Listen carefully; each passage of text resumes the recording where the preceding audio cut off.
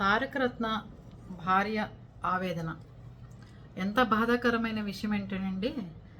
తన పోస్ట్ పెట్టినప్పుడల్లా ఇన్నాళ్ళు నేను ఓపిక పట్టాను, చాలా ఆ ఓపిక నశిస్తుంది అనిపిస్తుంది, కానీ ట్రై చేస్తాను. ఎప్పటికైనా నందమూరి ఫ్యామిలీ నా పిల్లల్ని అక్కను చేర్చుకుంటుందేమో అని చూస్తున్నాను అని చెప్పి తను ఒక పోస్ట్ పెట్టింది. మా ఇంట్లో వాళ్ళకి నా మ్యారేజ్ ఇష్టమే, లవ్ మ్యారేజే, కానీ మా అత్తగారి వైపు వాళ్ళకి ఇష్టం లేదు, అందుకని అంది. పాపం ఎంతో ప్రేమించి ఎంతో నమ్మకంగా కలలతో ఆశలతో అత్తగారింటికి వస్తే అత్తగారింటి వాళ్ళు ఒప్పుకోలేదు. కానీ ఇద్దరు చక్కగా అన్యోన్యంగా ఉంటున్నారు, బాగుంది అనుకున్న టైంలో విధి ఆడిన వింత నాటకం అంటారు చూసారా, పాపం అతను తారకరత్న చనిపోవడం జరిగింది. సరే, ఇదంతా ఒక ఎత్తు అయితే ఆ అమ్మాయిని ఈ మధ్యకాలంలో ఫంక్షన్కి పిలుస్తున్నారట. ఫంక్షన్కి మాత్రం పిలవాలి కాబట్టి పిలిచి, నువ్వు హారతి మాకు, నువ్వు అక్షింతలే మాకు, నువ్వు ఎదురుకుండా కనపడ మాకు, నువ్వు మొగుడు చనిపోయిన దానివి అని చెప్పి కామెంట్లు పెడుతున్నా. అదే ఆవిడ కామెంట్ రూపంలో రాశారనమాట, మెయిల్ రూపంలో. వెళ్ళిన చోట అవమానిస్తున్నారు, అసలు పిలవడం ఎందుకు అలాంటప్పుడు నన్ను అని అడుగుతున్నారు. ఈ రోజుల్లో కూడా ఇలాంటి వాళ్ళు చచ్చారా అండి? నిజంగా అనకూడదు, కానీ ఏమనుకుంటున్నారు? అందరూ భూమి మీద ముత్తైదులతోనే ఉంటారా? భర్తతో వచ్చిన గాజులు పసుపు కుంకాలు ఏమన్నా? మూర్ఖత్వంగా ఉంటున్నారు మనుషులు. ఒక మనిషిని ఇంటికి పిలిచి, నీకు మొగుడు లేని దానివి, మొగుడు చనిపోయిన దానివి, నువ్వు పక్కన కూర్చో అని చెప్తే అది ఎంతవరకు పద్ధతి?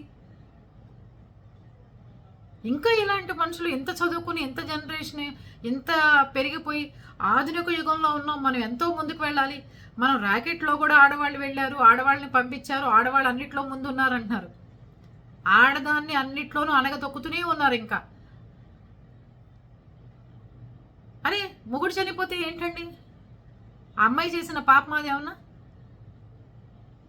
అలాంటప్పుడు నిజంగా పిలవమాకండి దయచేసి. ఎవరు పిలిచినప్పుడు వాళ్ళని అవమానించద్దు. మా ఇంట్లో మా నాయనమ్మ, బామ్మగారు, అమ్మమ్మని ముందు వాళ్ళు అక్షింతలు వేస్తేనే, కళ్ళకు అద్దుకుని కాళ్ళకు దండం పెట్టిన తర్వాత వాళ్ళు అక్షింతలు వేస్తేనే మేము పెళ్లి పెట్లే మేము కూర్చునేవాళ్ళం. మా ఇంట్లో అందరం వాళ్ళు చేతులతో ఇచ్చిన ఫస్ట్ డబ్బులతోనే మేము గిఫ్ట్లు కొనుక్కునేవాళ్ళం పెళ్ళికి. తెలుసా అండి? పూర్వం 100 ఏళ్ళు 90 ఏళ్ళు వాళ్ళని మొగుడు చనిపోయిన వాళ్ళ చేతే ముందు ఆశీర్వాదం ఇప్పించేవాళ్ళు. మరి ఇప్పుడు ఇంకా ఇంత ఆధునిక యుగంలో కూడా మనుషుల్లో మార్పు రాక మొగుడు చనిపోతే దేనికి పనికిరానట్టుగా, అంటే రెండో పెళ్లి చేసుకుని మూడో పెళ్లి చేసుకున్న వాళ్ళు ముత్తైదులు అయిపోతారనమాట. పక్కన ఎవడో ఒకడు ఉంటే బుద్ధి ఉండాలండి. మొదటి మొగుడు చచ్చిపోయాడుగా, ఆవిడ ఆల్రెడీ మొగుడు పోయినట్టేగా, మళ్ళీ రెండో మొగుడు రాగానే ముత్తైదు అయిపోతుందా?